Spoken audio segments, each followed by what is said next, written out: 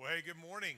It is a joy to have you guys here. I know that there's a lot of new faces, and so just know we're really excited that you're here. We have been praying, even this morning, we were praying that God would speak in this place and that He would send folks to come and be a part of this.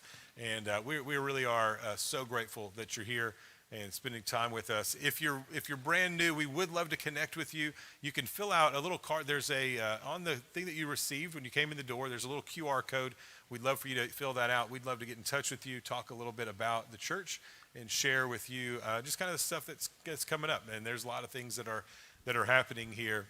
Yesterday was an absolute blessing. We got to spend some time with church planters. We hosted here at the church a church planter training and assessment. And so we had 7 families that are going to be planting a church within the next 6 months or so. And we just got to talk with them and share a little bit about our story here at this church. If you're brand new, you may not realize it, but this church is about 9 months old.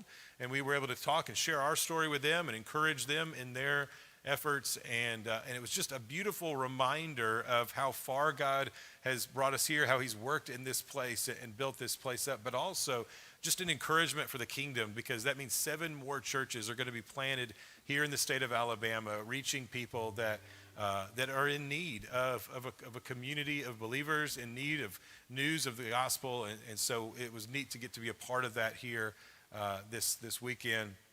Today, I want us to understand the blessing that it is to come and to be able to worship.